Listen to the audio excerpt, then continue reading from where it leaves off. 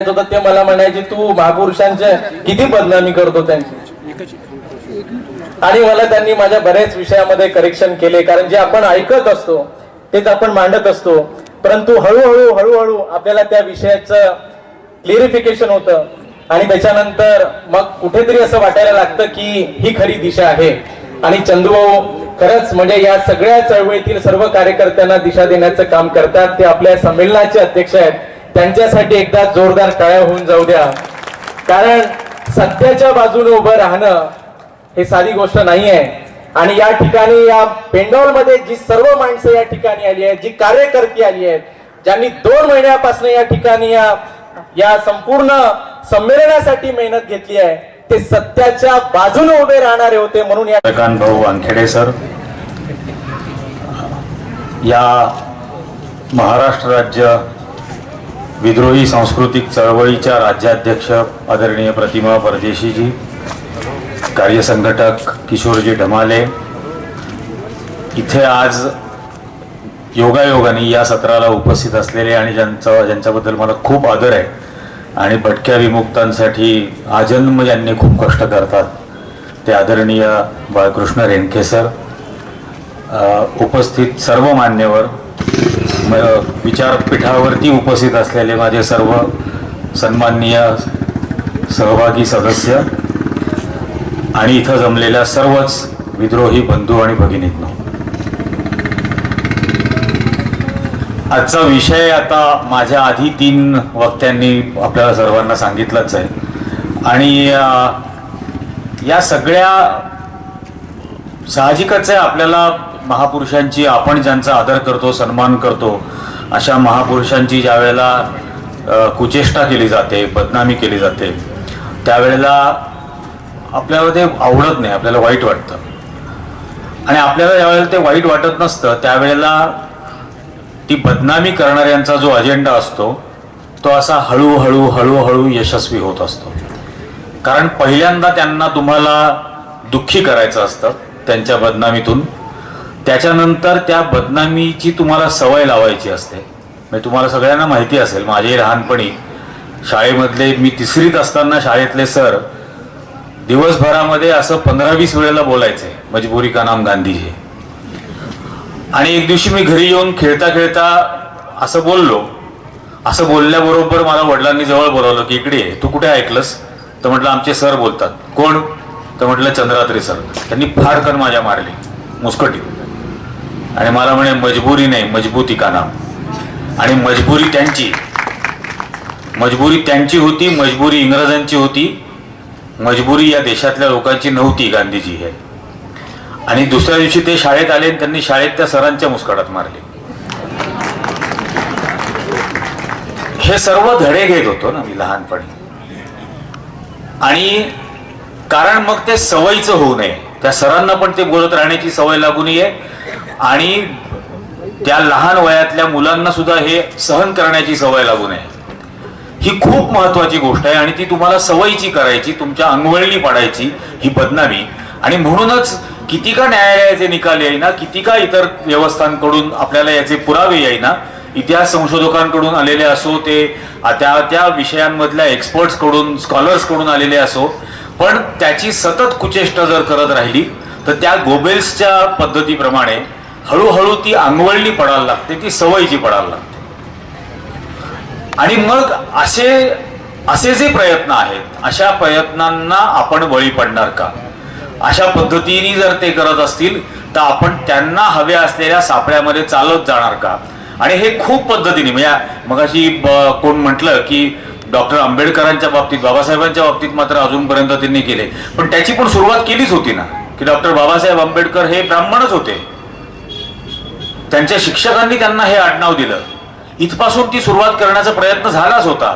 तर हे प्रत्येक प्रयत्न ते करणार, या प्रत्येक महापुरुषाच्या बाबतीत करणार, याचा आणखीन एक सायकोलॉजिकल कारण आहे। आणि ते सायकोलॉजिकल या सगळ्या RSSच्या लोकांच्या बाबतीमध्ये मी 2 शब्दात सांगतो नेहमी, की that is arrogance of inferiority, न्यूनगंडामधून आलेला उर्मटपणा आहे तो। आणि तो न्यूनगंड आहे की आम्ही ना डॉक्टर आंबेडकरांच्या बरोबरीचे, आम्ही ना महात्मा गांधींच्या बरोबरीचे, ना आम्ही महात्मा फुलेंच्या बरोबरीचे, आम्ही या परंपरेतल्या एकाही माणसाच्या चपलेच्या पायाशी उभं राहू शकत नाही, ही आमची खरी लायकी. आणि हा जो न्यूनगंड आहे, या न्यूनगंडामधून हा उर्मटपणा येतो आणि त्या उर्मटपणामधून त्या न्यूनगंडावरती मात करण्यासाठी ते सतत अपमानास्पद बोलत असतात. कारण कॅरेक्टर असॅसिनेशन करणं, चारित्र्य हनन करणं हा एकमेव त्यांच्या समोरचा मार्ग असतो या प्रतिमांना मलिन करण्यासाठीचा. आणि म्हणून तो कॅरेक्टर असॅसिनेशन. मग अशी ताई म्हटल्या की बिल्किस बानोच्या आरोपींना सोडलं जातं आणि सगळेजण पाहत राहतात. पण बिल्किस बानोच्या आरोपींना सोडलं जातं याच्या पाठीमागची थिअरी विनायक दामोदर सावरकर 100 वर्षापूर्वी लिहून ठेवतात की rape is a political weapon and it should be used against your political opponents because it demoralizes your opponent. बलात्कार हे राजकीय हत्यार आहे आणि ते हत्यार तुमच्या विरोधकांच्या बाबतीत वापरलं पाहिजे, कारण ते वापरल्याने विरोधक आपलं मनोधैर्य गमावून बसतो.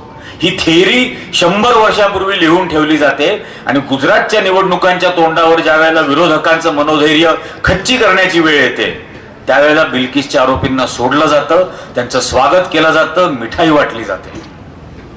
पण याच्या मागची थिअरी आपण लक्षात ठेवत नाही. गोळवलकर पप्पू ज्या वेळेला लिहून ठेवतो 100 वर्षापूर्वी की minorities in this country are blood suckers, they will have to either assimilate and merge with the majority community or they will have to live at the mercy of the majority community. They will not get any special rights. त्यांचं we और our nationhood defined मध्ये लिहिलंय की या देशातल्या अल्पसंख्याकांना हे रक्तपिपासू आहेत, यांना एक तर बहुसंख्य समाजाबरोबर विलीन व्हावं लागेल किंवा बहुसंख्याक समाजाच्या दयेवर जगावं लागेल, त्यांना कोणतेही अधिकार मिळणार नाहीत. ही थिअरी आधी लिहून ठेवली जाते आणि नंतर प्रॅक्टिस मध्ये सीए एनआरसी आणलं जातं. तर या प्रत्येक हे जे दोन माणसं आहेत मोदी आणि शहा, हे लो आयक्यू बुलडोजर आहेत, हे लक्षात ठेवा. यांची थिअरी आधी कोणीतरी लिहून ठेवली आहे. हे फक्त बुलडोज करतात, हे फक्त बुलडोजर सारखं विध्वंस करत जाणार, ते रेटून देत जाणार. पण थिअरी लिहून ठेवलेली आहे आणि थिअरी लिहून ठेवलेली आहे. हे लो आयक्यू बुलडोजर आहेत म्हणून हे अत्यंत प्रेडिक्टेबल फूल्स आहेत. आपण प्रेडिक्ट करू शकतो की हे पुढे काय करतील, हे याच्यातून पुढे काय करतील.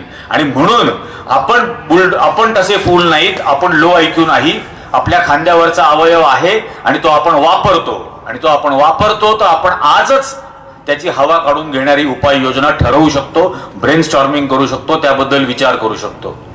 मला आज मुद्दाम एका राजकीय चरित्राबद्दल जो त्यांचा आयडिओलॉग आहे त्याबद्दल मुद्दाम आज मी खूप सविस्तर व्यवस्थित बोलणार आहे. आणि तो कोण, तर त्याचं वर्णन आचार्य अत्रेंनी स्वातंत्र्य वैरी सावरकर असं केलं होतं. त्या विनायक दामोदर सावरकरांबद्दल मला बोलायचं आहे. आणि काल एक अंधश्रद्धा निर्मूलन करणारे इथं आले होते, पण सावरकर ही एक अंधश्रद्धा आहे असं त्यांना वाटत नाही. त्यामुळे आज मला ते अपेक्षित होतं, खरं येतील तर आपल्याला बोलता येईल. तर ही फार मोठी अंधश्रद्धा आहे. योगायोगाने आज ते बोलण्याचं, जसं काल चंदूभाऊंनी सांगितलं तसं आजही एक दिवस फार योगायोगाचा महत्वाचा आहे. आजच्याच दिवशी 5 फेब्रुवारी 1948ला 75 वर्षापूर्वी याच विनायक दामोदर सावरकरांना महात्मा गांधींच्या खुनामध्ये आरोपी म्हणून पकडलं होतं. आज अरेस्ट झाली होती. आणि मग तर आज ते जास्त संयुक्तिक आहे त्याबद्दल बोलणं. त्यांची लंगडी बाजू घेण्याचा प्रयत्न करणारे असं म्हणतात की ते विज्ञानवादी होते. तुम्हाला सर्वांना माहिती आहे की या विज्ञानवादी माणसांनी दलितांना शुद्ध करून घेण्यासाठी एक शुद्धी नावाचा यज्ञ काढला होता. अग्निहोत्राचं यज्ञ करायचं, गळ्यात जानवं घालायचं आणि आता हे शुद्ध झाले म्हणायचं. म्हणजे विज्ञानवादी माणूस कर्मकांडाला जन्म घालतो, अजबच विज्ञान आहे. आणि नुसतं कर्मकांडाला जन्म घालत नाही तर ते कर्मकांड केल्याने हा शुद्ध होतो, म्हणजे तो जन्मतः अशुद्ध आहे हे सुद्धा तो मानतो. आणि तरीही याला विज्ञानवादी म्हणायचं. हा विज्ञानवादी माणूस स्वतःच्या भावाच्या मुलाचं लग्न गोपाळ गोडसेच्या मुलीशी विधिवत पद्धतीने लावून देतो, 7 फेरे घेऊन अग्नीच्या भोवती, आणि हा विज्ञानवादी म्हणायचं. त्यामुळे विज्ञानवादाचं जे काही थोतांड आहे ते फक्त काही जणांपुरतं, काही वेळेपुरतं आहे. या माणसाने असलेली मंदिरं या देशातल्या त्यावेळच्या अस्पृश्य समजल्या जाणाऱ्या लोकांसाठी उघडली नाहीत. त्यांच्यासाठी एक स्वतंत्र वेगळं मंदिर सुरू केलं, पतित पावन मंदिर. म्हणजे मुळात त्यांना तुम्ही जन्मतः पतित मानता, जे त्या मंदिरात आल्यानंतर पावन होतील. आणि याला मी विज्ञानवादी म्हणू, निदान मी तरी अशा माणसाला विज्ञानवादी कधीही समजू शकत नाही. कारण हे विज्ञानवाद हेच अशा पद्धतीने थोतांड आहे, हे त्यांनी स्वतः सिद्ध करून दाखवलं. बरं, जे मी आज बोलणार आहे त्या प्रत्येक गोष्टीचा कागदोपत्री लेखी पुरावा माझ्याकडे आहे. मी 22,000 कागद जगभरातल्या वेगवेगळ्या आर्काइव्ह मधून गोळा केलेले आहेत. त्यामुळे या मुद्द्यांबद्दल बेलाशक बाहेर बोला, पुरावे याची जबाबदारी माझी, त्या सगळ्यातले. सर्वात पहिले ज्या एका गाण्याने सर्वांना भुरळ घातलेली आहे आणि जे दर वेळेला आपल्याला वारंवार ऐकवलं जातं, ने मजसी ने परत मातृभूमीला. 1906 साली सावरकर ज्यावेळेला लंडन मध्ये शिकत होते, त्यावेळेला त्यांचा मोठा भाऊ बाबाराव सावरकर यांचा मुलगा वारला, प्रभाकर. आणि त्या मुलाचा मृत्यू झाल्यानंतर सावरकरांनी त्यांच्या वहिनीला एक पत्र लिहिलं त्यांची शोक संवेदना व्यक्त करण्यासाठी. आणि त्या पत्रात त्यांनी असं लिहिलं की मी तुझ्यासाठी एक विरह गीत लिहून पाठवतोय. आणि त्यात त्यांनी हे लिहिलं, ने मजसी ने परत मातृभूमीला. त्यांनी मातृभूमी म्हणण्याचं कारण असं की त्या मृत झालेल्या लहान मुलाची आई, त्या मातेच्या भूमीला मला घेऊन जा, असं मला आज वाटतंय. आणि म्हणून त्यांनी ते अख्खं काव्य त्या ठिकाणी लिहिलं. याचा आणि अंदमानचा संबंध नाही. त्यांनी भारताला कधीही मातृभूमी म्हटलं नाही. ते कायम भारत या देशाला पितृभूमी असंच म्हणत आले, ते पितृभू असंच म्हणत आले. अत्यंत पुरुषसत्ताक मनोवृत्तीची ती व्यक्ती होती. त्यांनी कधीही भारताला भारत माता म्हटलं नाही. त्यांनी कायम पुरुष पितृभूमी असंच म्हटलं. या देशातल्या नागरिकांची व्याख्या ठरवण्यासाठी ज्या वेळेला त्यांनी एक पुस्तक लिहिलं हिंदुत्व नावाचं 1923 साली. आणि मुद्दाम ते सांगण्याची गरज आहे की 1923 साली हा हिंदुत्व शब्द त्यापूर्वी भारतात कधीही वापरात नव्हता. हा 1923 साली त्यांनी जन्माला घातला. आणि त्यांनी जन्माला घातलेल्या या शब्दाच्या पुस्तकामध्ये, हिंदुत्व या पुस्तकामध्ये लिहित असताना ते पुस्तक त्यांनी टोपण नावाने लिहिलं. आणि ते टोपण नाव होतं एक मराठा. आणि त्या पुस्तकामध्ये त्यांनी या देशातल्या नागरिकांची व्याख्या केली, ज्यात त्यांनी असं म्हटलं की हा देश त्याचाच आहे किंवा तोच भारतीय आहे ज्याची पुण्यभूमी आणि पितृभूमी भारत आहे. म्हणजे त्यांनी ख्रिश्चनांची ही पुण्यभूमी आहे ना, म्हणजे इथली त्यांची मातृभूमी, त्यांची पितृभूमी जरी असली तरी त्यांची पुण्यभूमी ही नाही, कारण त्यांची पुण्यभूमी कुठेतरी दुसरीकडे आहे, भारताच्या बाहेर आहे. मुसलमानांची ही पुण्यभूमी नाही, कारण त्यांचीही पुण्यभूमी कुठेतरी मक्का मदिनाला आहे. बुद्धांची पण ही पुण्यभूमी नाही, कारण त्यांचीही पुण्यभूमी भारताच्या बाहेर आहे. आणि मग हे सगळे भारतीय नाहीत, मग उरलेले जेवढे आहेत ज्यांची ही पुण्यभूमी आहे तेच भारतीय. यात त्यांनी धर्मांतरित मुस्लिमांना किंवा धर्मांतरित ख्रिश्चनांना सुद्धा भारतीय म्हणण्यास नकार दिला, कारण त्यांनी म्हटलं यांनी धर्मांतर जरी केलेलं असलं तरीही यांची आता पुण्यभूमी मात्र भारताच्या बाहेर आहे. त्यामुळे ही भारतीयत्वाची व्याख्या ठरवली. हे पुस्तक टोपण नावाने लिहिलं. आणि टोपण नावाने लिहिण्यामागचं कारण हे की याच्यावरून जर का उद्या प्रचंड आक्रोश निर्माण झाला, जनतेमध्ये रोष निर्माण झाला, तर हे कुठलं तरी मराठ्यांनी लिहिलंय असं सांगून नेहमीच्या सवयीप्रमाणे नामनिराळे व्हायला मोकळे. आणि नेहमीची सवय असं म्हणण्याचं कारण असं की मदनलाल धिंगराणी ज्या वेळेला लंडनमध्ये कर्नल वायलीचा खून केला त्यावेळेला हे पळून गेले, हे पॅरिसला पळून गेले श्यामजी कृष्ण वर्माच्या बरोबर. ज्या श्यामजी कृष्ण वर्माचे मोदींनी लंडनमध्ये खूप गोडवे गायले आणि सांगितलं की मी पहिला पंतप्रधान आहे जो श्यामजी कृष्ण वर्मांच्या अस्थी भारतात घेऊन आलो. म्हणून थोडंसं श्यामजी कृष्ण वर्मांबद्दल,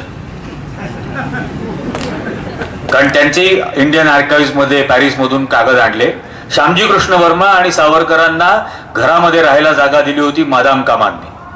आणि मादाम कामांच्या घरामध्ये राहत असताना मादाम कामांच्या असिस्टंटवरती श्यामजी कृष्ण वर्मांनी बलात्कार केला म्हणून पोलीस पकडायला आले पॅरिसचे.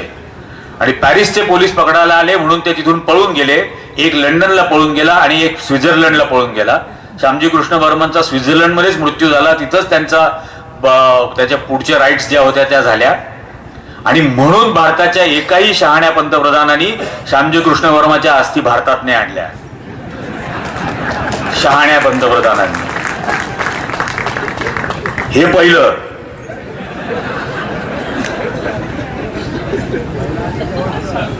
आणि हे लंडनला गेल्यानंतर यांना लंडनमध्ये अटक झाली. मदनलाल धिंगरांनी यांना अर्वाच्य भाषेत शिव्या दिल्या, ज्या मी नाही सांगत, पण ज्या लंडन टाइम्स मध्ये छापून आल्या त्या दिवशीचा तो अंकही आपल्याकडे आहे. त्यामध्ये यू आर अ कावर्ड, तुम्ही डरपोक आहात, असं मदनलाल धिंगरा त्यांना बोलला. आणि मग मदनलाल धिंगरांच्या नावाने स्वतःच्या ग्लोरिफिकेशनसाठी खोट्या कहाण्या प्रस्तुत केल्या की मीच त्यांना पिस्तूल दिलं होतं. मदनलाल धिंगराकडे 2 लायसन्स वेपन होती, त्याच्या स्वतःच्या नावावर लायसन्स होतं. दोन्ही लायसन्सची हत्यारं ही त्यांनी स्वतः विकत घेतलेली होती. लंडन मधल्या 2 सर्वोच्च प्रतिष्ठित अशा रायफल क्लबचा तो मेंबर होता आणि त्या दोन्ही रायफल क्लबचा तो बेस्ट शूटर होता. आणि तो अत्यंत गडगंज घरामधून तिथं आलेला होता. हा मदनलाल धिंगरापर्यंतचा. पण मग मदनलाल धिंगराचा माझा काही संबंध नाही, जोपर्यंत इंग्रज होते. हा त्यावेळचा भाग. त्यानंतर यांना यांच्या आयुष्यातली पहिली शिक्षा या वीरांना 1906 साली लंडन मध्ये एका ब्रिटिश बाईवरती. आणि इंग्रजांचं इंग्लिश इतकं सुंदर की त्यांनी असं लिहिलं की he is arrested and jailed for attempting to offend the modesty of a British woman. म्हणजे एका ब्रिटिश महिलेचा विनयभंग यांनी केला, त्याबद्दल यांना अटक केली. हे इंग्रजांनी अतिशय सभ्य भाषेत लिहिलं, कारण ते लंडन केसचे ते सगळे केस पेपर्स पण मी आणले, चार्जशीट, आणि पूर्णच त्यांनी ऍडमिशन दिली, त्यांनी कबूल केलं. आणि त्यांच्या कबुली जबाबामध्ये त्यांनी वर्णन करून सांगितलं की त्यांनी काय काय केलं आणि त्यांना काय करायचं होतं. म्हणजे आरोपपत्र दाखल करणारे सभ्य होते. इतक्या विस्तृत स्वरूपामध्ये आरोपीनेच लिहून दिलं की मी काय काय केलं, मला काय काय करायचं होतं. तर ती पहिली शिक्षा 1906ची. त्यानंतर आपल्याला सर्वांना माहिती आहे की यांनी 1857च्या स्वातंत्र्य समराबद्दल एक पुस्तक लिहिलं आणि ते खूप खूप सुंदर लिहिलं पुस्तक, त्याच्याबद्दल काहीच वाद नाही.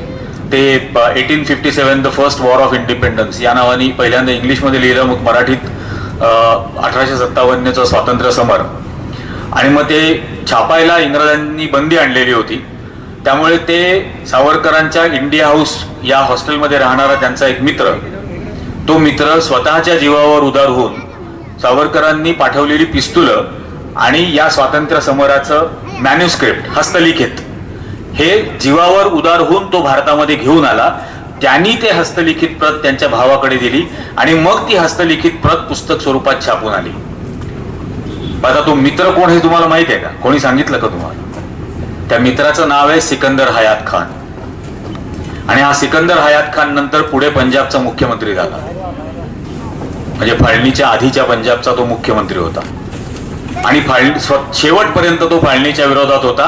त्याचाही खून केला गेला, कारण हा फाळणीला विरोध करतोय. पण सिकंदर हयात खानचं नाव भारतापासून लपवून ठेवलं, कारण मग त्यात जीवावरचा धोका मुसलमानांनी पत्करला. ती पिस्तुलं यांनी पाठवलेली भारतामध्ये तो एक मुस्लिम माणूस घेऊन आला, मग मुस्लिमांचा कसं काय द्वेष करायचा असा प्रश्न जनतेला पडू नये, असा प्रश्न हिंदुत्ववाद्यांना पडू नये म्हणून ते नावच लपवलं. पण इतिहास कृतज्ञ नसतो, त्यामुळे त्याचं रेकॉर्ड आहे. तर त्यांनी हे इथं आणलं. त्यानंतर त्या पाठवलेल्या ब्राउनिंग पिस्टल मधून अनंत कानेरेंनी कलेक्टर जॅक्सनचा नाशिकमध्ये खून केला. जॅक्सनचा खून झाल्यानंतर खटला चालला, ज्याच्या त्यांना लंडनहून अटक करून भारतात परत पाठवलं. बरं, भारतात ते ज्या वेळेला पाठवलं गेलं त्यावेळेला SS मॉरिया, स्टीमशिप मॉरिया, तर ते बोटीचं नाव होतं. SS मॉरिया या नावाच्या शिपमधून ते आले आणि ती शिप मार्सेलिस बंदरावरती फ्रान्सच्या किनाऱ्यावरती मेंटेनन्ससाठी उभी राहणार आहे असं 4 दिवस आधीच तार करून तिथं कळवलं होतं. तर ती बंदरामध्ये ज्या वेळेला बोट उभी राहिली त्यावेळेला पोर्ट होल म्हणतात. बोटीच्या बाजूला स्टीम इंजिन असलेल्या बोटींच्या डेकला, साईडला, वॉलला होल्स असतात आणि त्यातून यांनी उडी मारली. उडी मारल्यानंतर यांच्या पाठोपाठ भगूरहून नेलेले 2 पोलीस कॉन्स्टेबल्स होते. त्यांना यांच्यावरती लक्ष ठेवायला सांगितलं होतं, यांची ओळख पटवण्यासाठी तिकडे नेलं होतं. त्या दोघांनी पाण्यामध्ये उडी मारली आणि सावरकरांनी स्वतः असं लिहिलेलं आहे की मी 7 मिनिटं समुद्रात होतो, कारण बंदरावरच बोट उभी होती. 7 मिनिट ते फक्त मोकळे होते आणि किनाऱ्यावरतीच त्यांना पकडलं गेलं. किनाऱ्यावरून त्यांना परत आणलं गेलं बोटीमध्ये. त्या 2 सैनिकांना त्याच्याबद्दल बक्षीस दिलं गेलं, 40-40 रुपये त्यावेळेला. आणि ते इनफॅक्ट ते बक्षीसपत्र सुद्धा दिल्लीच्या नॅशनल आर्काइव्ह मध्ये आहे. तर ते त्यांना अशा पद्धतीने बक्षीस दिलं. पण भारतात कहाणी काय पसरवली? खवळलेल्या समुद्रामध्ये, खवळलेल्या समुद्रामध्ये मावळलेल्या माणसाने उडी मारली आणि हा 7च मिनिटं समुद्रामध्ये होता. लगेच यांना पकडलं. मग दुसरी एक कंडी पसरवली गेली, जी माजी सावरकरांवरचे आर्टिकल प्रसिद्ध झाल्यानंतर एका टेलिव्हिजन डिबेट्समध्ये त्यांच्या भावाचा पणतू तो त्या टीव्ही डिबेटमध्ये मला वाटतं इंटरनॅशनल आर्बिट्रेशन कोर्टमध्ये हा मॅटर गेलं होतं की फ्रान्सच्या भूमीवरती ब्रिटिश सैनिक कसे काय अटक करू शकतात. म्हटलं बाबा जरा थांब. जसं काल भाऊंनी सांगितलं की तू फेकायला तयार आहे पण मी झेलायला नाही तयार. इंटरनॅशनल आर्बिट्रेशन कोर्टची स्थापना 1946 साली दुसऱ्या महायुद्धानंतर झाली. आपण जे बोलतो आहोत ते 1910च बोलतोय बाबड्या. म्हटलं तर कशाला कन्फ्यूज करायचा प्रयत्न करतो. आणि मग ते झाल्यानंतर मग ते गप्प बसलं. मग आमचं परत त्याच्यावरती चर्चा सुरू झाली. पण विषय हा की ती SS मौर्या भारतामध्ये आली. भारतामध्ये आल्यानंतर मुंबईला किला कोर्ट ज्याला म्हटलं जातं, त्या किला कोर्टमध्ये केस चालली. त्या केसमध्ये यांनी हस्तलिखित जबाब दिला. तो स्टेट आर्काइव्हकडे आहे महाराष्ट्रात मुंबईला आणि कॉपी माझ्याकडे पण आहे. आणि त्यात त्यांनी असं म्हटलं की ती पिस्तुलं मी माझ्या भावाला त्याच्या स्वसंरक्षणासाठी पाठवली होती. त्यातल्या एखाद्या पिस्तुलाचा वापर करून जर का त्या कलेक्टरचा खून झाला असेल तर त्याला जबाबदार धरावे, माझा काही संबंध नाही. म्हणजे माझा काही संबंध नाही. नामानिरळ व्हायचं हे वायडी पासून सुरू झालं, मदनलाल धिंगरापासून सख्ख्या भावापर्यंत आलं. अजून पुढचे टप्पे यायचेच होते नामानिरळ होण्याचे. पण मग तो खटला चालला. यांना शिक्षा झाली अंदमानमध्ये पाठवण्याची, काळे पाण्याची त्यावेळेला म्हणायचे. 4 जुलै 1911 हे अंदमानला पोहोचले. पहिला दिवस 4 जुलै 1911. सेल्युलर जेलच्या जेल मॅन्युअल प्रमाणे प्रत्येक कैद्याचं दर 15 दिवसांनी वजन केलं जायचं. त्यामुळे 4 जुलै 1911 यांचं वजन होतं 112 पाऊंड. आणि 112 पाऊंड यांचं वजन असताना त्या प्रत्येक कैद्याचं जेल हिस्ट्री तिकीट ठेवली जाते. आणि त्या जेल हिस्ट्री तिकीटमध्ये त्या कैद्याला काय काय शिक्षा दिली, काय काम दिलं, काय त्यांनी काम केलं, किती काम केलं, काम करण्यास नकार दिला असेल तर काय शिक्षा केली, त्याच्यानंतर तो आजारी पडला तर काय उपचार केले, काय आजार झाला होता, हे सर्व त्याचं रेकॉर्ड त्या जेल तिकीट हिस्ट्रीमध्ये ठेवलं जातं. आणि त्या सगळ्यात म्हणजे सेल्युलर जेलमधल्या 80,000 कैद्यांचं असं रेकॉर्ड ठेवलं. आणि दर 15 दिवसांनी जेलरची कैदी आणि सही आणि कैद्याची सही अशी दोघांची सही. तर त्या पहिल्या दिवशीच्या नोंदीमध्ये जेल सुपरिटेंडंटने असं लिहिलं की हा जी ऑइल मिल आहे त्या ऑइल मिलचं वजन आहे 80 किलो. त्याच्यामध्ये आपण जे नारळाच्या करवंट्या म्हणा किंवा इतर गोष्टी त्यात तेल काढण्यासाठी तीळ हे जे टाकतो ते 30 किलो टाकतो. तर हे 110-120 किलोचं बोजा या 49 किलो कडून हलणार नाही. त्याच्यामुळे याला जेव्हा काम द्यायचंय त्यावेळेला दोर वळण्याचं काम द्यावं. आणि त्या जेलच्या नियमाप्रमाणे आलेल्या प्रत्येक कैद्याला 6 महिन्याची कन्फाइनमेंट असायची. आणि त्या कन्फाइनमेंटमध्ये त्यांनी त्याच्या सेलमध्येच राहायचं.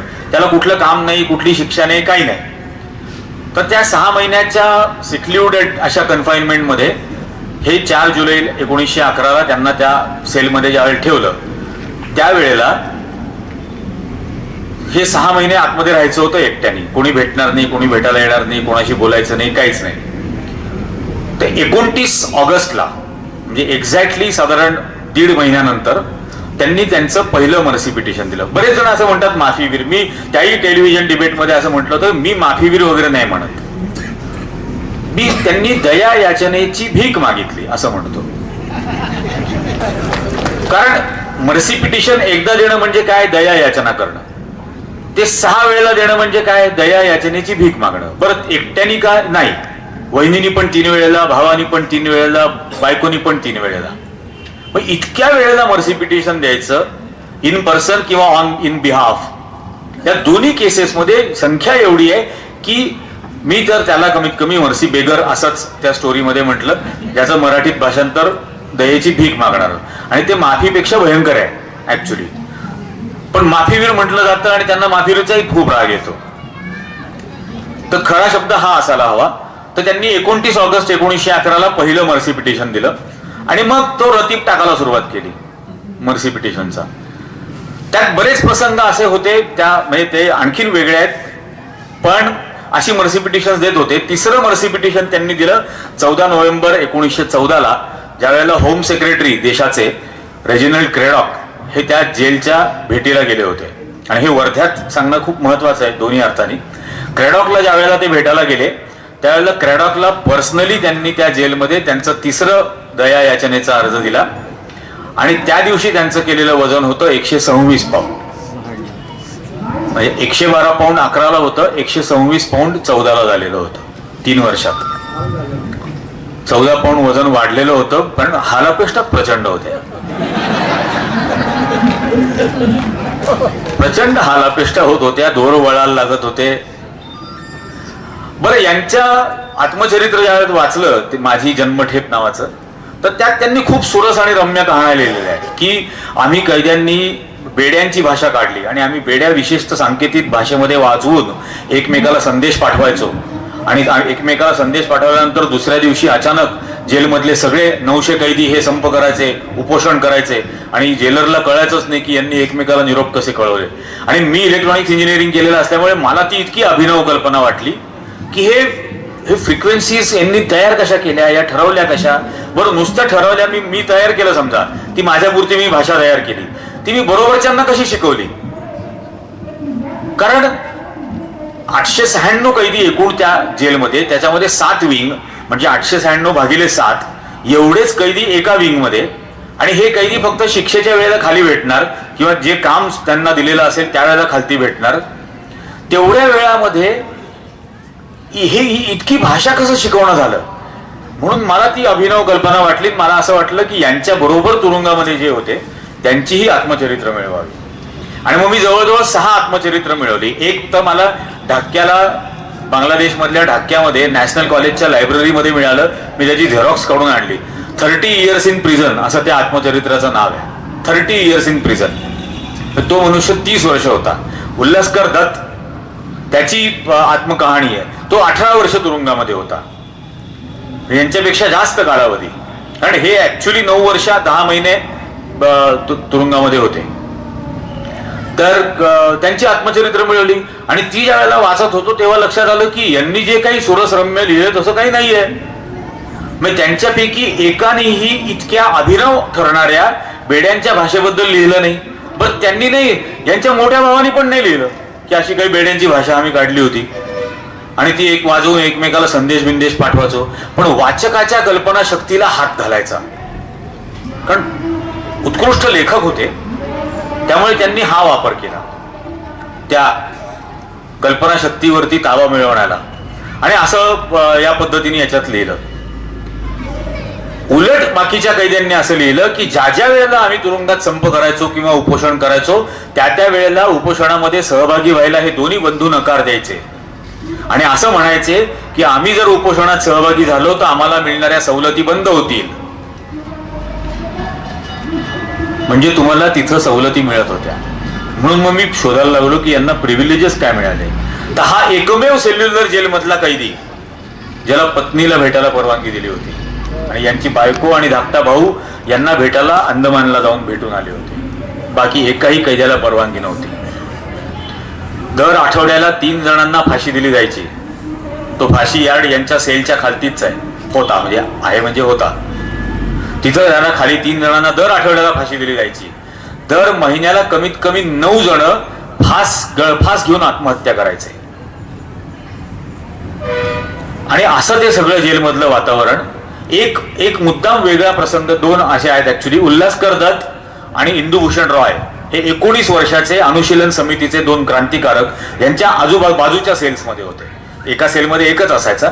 ते इंदुभूषण रॉय यांच्या बाजूच्या सेलमध्ये, त्याच्या पलीकडच्या सेलमध्ये उल्हासकर दत्त. आणि इंदुभूषण रॉय छळाला कंटाळून त्यांनी त्या खिडकीच्या गजाला स्वतःचाच तो अंगातलं हे बांधला अंगरखा आणि त्याला फास घेतला. तर तो फास घेतो हे लक्षात आल्यानंतर शेजारून उल्हासकर दत्त त्याचाच बरोबरचा जिवलग मित्र 19 वर्षाचा रात्रभर ओरडत होता की कोणीतरी या इंदुभूषण मरतोय, कोणीतरी या. कोणीही आलं नाही. त्याच्या आवाजात आवाज कोणी मिळवला आणि त्याच्या आवाजात आवाज कोण मिळवू शकत होतं?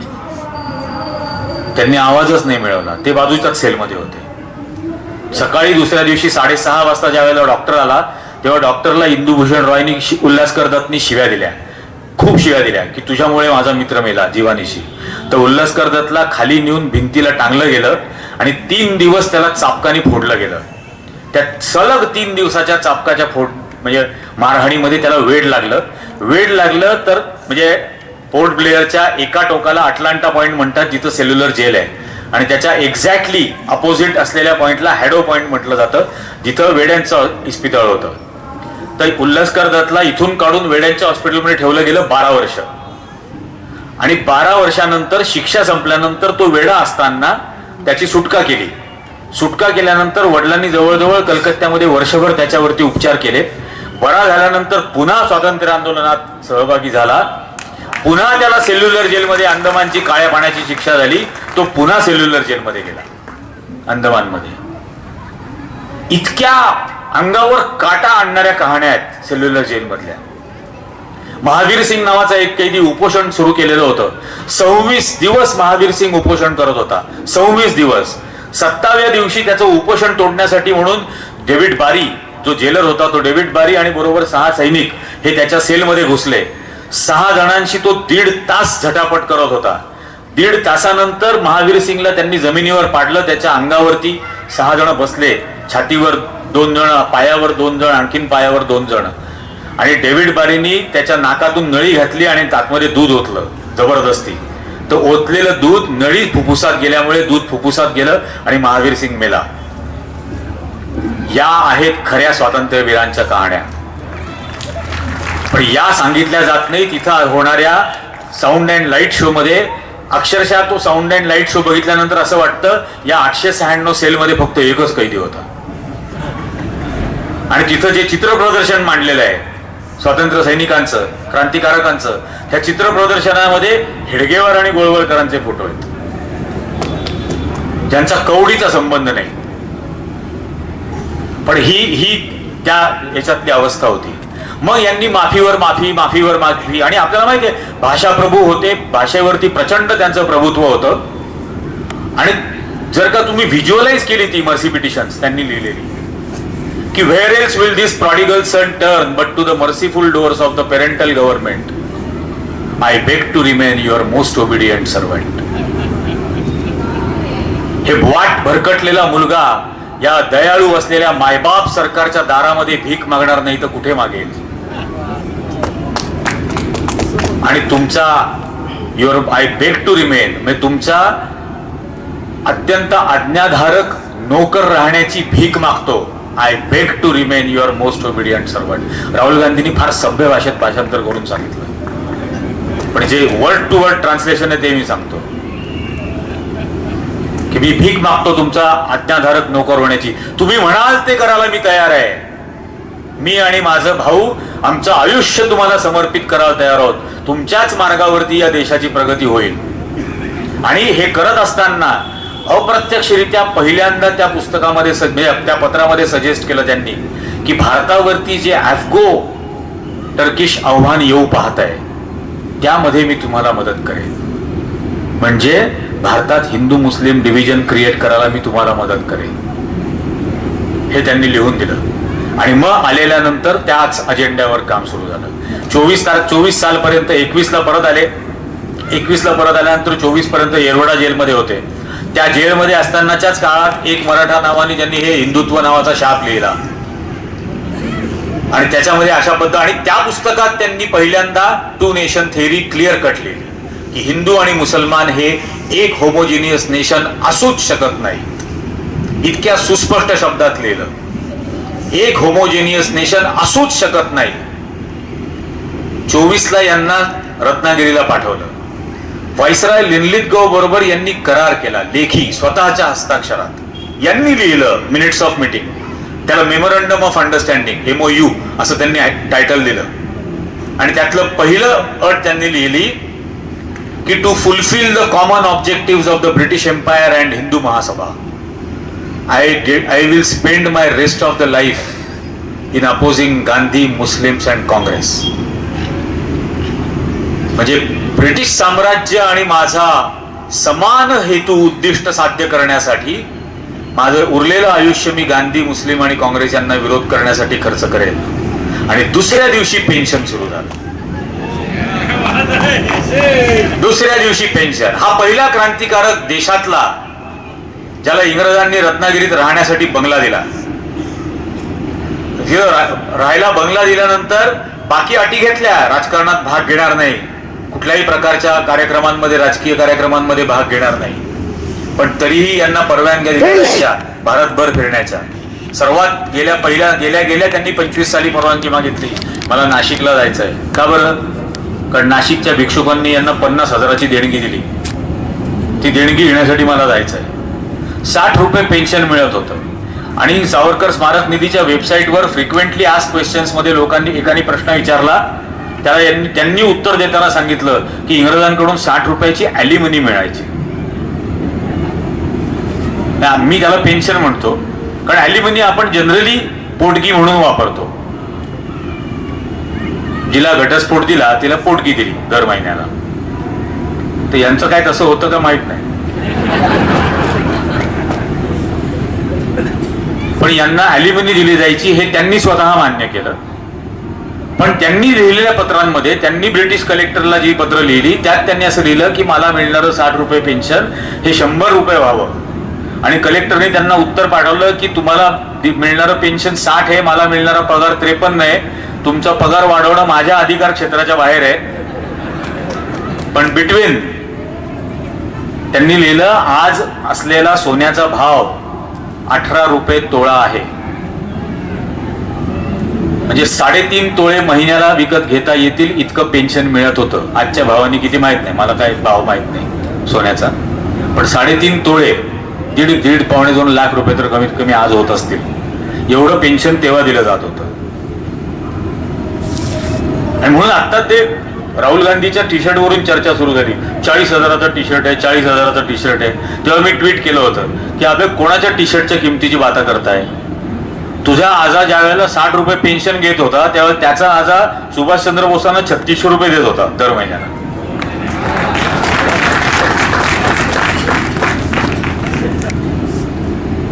तर हा पेन्शनचा प्रकार होता.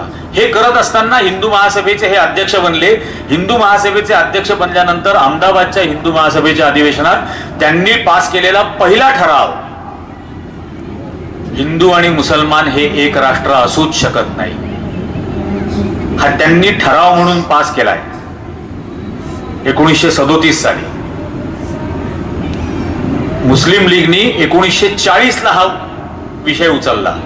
मुस्लिम लीगनी पाकिस्तानचा ठराव 1940ला लाहोर अधिवेशनात मांडला. फजलुल हक हे मुस्लिम लीगचे नेते होते. त्यांनी तो पाकिस्तानचा प्रस्ताव टेबल केला, त्याचे प्रस्ताव त्यांनी सादर केला. त्यांनी प्रस्ताव सादर केल्यानंतर तो प्रस्ताव पास झाला फजलुल हक यांनी मांडलेल्या. तर 40 साली पाकिस्तानचा प्रस्ताव मांडला गेला फजलुल हक यांच्याकडून, तो पास झाला. आणि तो पास झाल्यानंतर 41 साली फजलुल हक मुख्यमंत्री बनले बंगालचे. आणि फजलुल हकच्या हाताखालती त्यांच्याच मंत्रिमंडळामध्ये श्यामाप्रसाद मुखर्जी अर्थमंत्री बनले. आणि त्यांनी असं लिहिलं सावरकरांनी की मुस्लिम लीग बरोबर सरकार बनवणं हे आमचं कन्स्ट्रक्टिव्ह अपोजिशन आहे, रिस्पॉन्सिव्ह अपोजिशन. म्हणजे पाकिस्तानचा ठराव मांडणाऱ्यांच्या बरोबर सत्तेत सहभागी झालेत. स्वातंत्र्य मिळत असताना सावरकरांनी त्रावणकोरचा दिवाण CKR अय्यर, त्रावणकोर संस्थानचे दिवाण होते CKR अय्यर, त्या CKR अय्यरला आणि त्या CKR अय्यरनी त्रावणकोर म्हणजे केरळ आजचं हे केरळ हे हिंदू राष्ट्र असेल असं घोषित करून टाकलं होतं. त्या CKR अय्यरचं अभिनंदन करणारं पत्र सावरकरांनी पाठवलं आहे आपल्याकडे. आणि त्या पत्रात त्यांनी लिहिलं की या सुडो सेक्युलर देशांचा भाग न बनण्याचा निर्णय घेऊन स्वतंत्र हिंदू राष्ट्र घोषित करून तुम्ही एक ऐतिहासिक काम केलंय, मी तुमचं अभिनंदन करतो. मग त्यांनी सरदार तारासिंगांना पत्र लिहिलं. त्या पत्रात त्यांनी लिहिलं की स्वातंत्र्याची पहाट उजाडेल त्यावेळेला अचानक या देशातल्या लोकांना कळलं पाहिजे, सिडो सेक्युलर लोकांना, की सिखिस्तान नावाचा नवीनच देश मध्ये निर्माण झालेला आहे, जन्माला आलाय. तो सिखिस्तान नावाचा नवीन देश तुम्ही निर्माण करा, असं सरदार तारासिंगांना पत्र लिहिलं. जुनागडच्या राजाला पत्र लिहिलं, म्हैसूरच्या राजाला पत्र लिहिलं. म्हैसूरच्या राजांनी तिरंगा फडकवणाऱ्या 20 स्वातंत्र्य सैनिकांना गोळ्या घातल्या, तर त्याचं अभिनंदन करणारं पत्र यांनी लिहिलं. म्हणजे भारताचे म्हणजे राजा हरिसिंगांना पत्र लिहिलं की तुम्ही श्रीनगर हे वेगळं राष्ट्र घोषित करा, जम्मू हे वेगळं राष्ट्र घोषित करा. प्रेमसिंग डोगराला पत्र लिहिलं की लडाख हे वेगळं राष्ट्र घोषित कर. म्हणजे भारताचे खंड खंड ज्यांना हवे होते त्यांनी अखंड भारत नाही झाला म्हणून गांधींचा खून केला. किती मानभावी आणि शहाजूकपणा की अखंड भारत नाही झाला म्हणून खून गांधींचा. जो माणूस शेवटपर्यंत म्हणत होता की मी माझ्या प्रेतावरच होईल देशाची फाळणी आणि देशाची तुकडे करा, असं जो माणूस लिहित होता तो वीर. मी तरी तसं म्हणण्याचा गुन्हा करणार नाही. पण हे घडत होतं. या दरम्यानच्या काळामध्ये ज्या वेळेला महायुद्धाची धोका निर्माण झाला, त्या महायुद्धाच्या धोक्याच्या पार्श्वभूमीवरती यांनी मिलिटरी रिक्रुटमेंट बोर्ड काढले. देशभरामध्ये हिंदू महासभेने मिलिटरी रिक्रुटमेंट बोर्ड काढले आणि त्या मिलिटरी रिक्रुटमेंट बोर्डांच्या मार्फत असं आवाहन केलं गेलं की इंग्रजांच्या लष्करामध्ये सामील व्हा. आणि इंग्रजांच्या लष्करामध्ये सामील का व्हा, तर इंग्रजांच्या लष्करामध्ये सामील यासाठी व्हायचं कारण भारतातला या ब्रिटिश इंडियाला आज जो धोका आहे तो पूर्वोत्तर राज्यांवरून भारतावरती जे आक्रमण होणार आहे त्या आक्रमणाला परतावून लावण्यासाठी म्हणून इंग्रजांच्या लष्करात सामील व्हा. मग पूर्वोत्तर राज्यांमधून भारतावर कोण आक्रमण करणार होतं? आझाद हिंद सेना सुभाषचंद्र बोसांची. सुभाषचंद्र बोसांच्या आझाद हिंद सेनेचा मुकाबला करण्यासाठी म्हणून यांनी देशभर मिलिटरी रिक्रुटमेंट बोर्ड काढले. इंग्रजांनी सेंट्रल रिक्रुटमेंट बोर्डवरती नारायण दामोदर सावरकरची नेमणूक केली, तर ब्रिटिश व्हायसरॉयचे आभार मानणारे पत्र त्यांनी पाठवलं की आय फील ओब्लाइज्ड, मग मी उपकृत समजतो माझ्या धाकट्या भावाला तुम्ही या सेंट्रल रिक्रुटमेंट बोर्डचा मेंबर केलात. इंग्रजांच्या लष्करामधली भरती ही त्यांनी सुरू केली. मग अशी वर्ध्याचा संदर्भ आला, मी एकदम 1 मिनिट विसरलो. पण ज्या रेजिनल क्रेडॉकला सावरकरांनी पत्र दिलं होतं, 3रं मर्सी पिटिशन, त्या रेजिनल क्रेडॉकच्या नावानी यांनी जे वर्ध्यामध्ये एक शाळा सुरू होणार होती आणि शाळेला नाव काय द्यायचं म्हणून त्या लोकांनी सावरकरांना प्रश्न विचारला, तर सावरकरांनी रेजिनल क्रेडॉकचं नाव द्या असं सांगितलं होतं आणि तेही पत्र आहे. हा इतिहास. त्यानंतर मग देशाची फाळणी झाली, महात्मा गांधींचा खून झाला. महात्मा गांधींच्या खुनामध्ये म्हणजे अनेक जणांनी हे खरं तर लिहिलं. PL इनामदारांचं पुस्तक आहे, जे PL इनामदार नथुरा गोपाळ गोडसे आणि डॉक्टर परचुरेंचे वकील होते. त्यांनी असं लिहिलं की सावरकर कोर्टामध्ये स्फिंक्सच्या पुतळ्यासारखे बसलेले असायचे. ते एकाही आरोपीकडे बघायचे नाहीत किंचितही. कदाचित एकाही आरोपीशी माझा संबंध आहे असं त्यांना दाखवायचं नव्हतं म्हणून मुद्दाम त्यांनी हा आविर्भाव घेतलेला होता. पण एकदा त्यांनी मला खासगीत भेटायला बोलावलं, 3 तास भेटले आणि 3 तास मला सतत एकच प्रश्न विचारत होते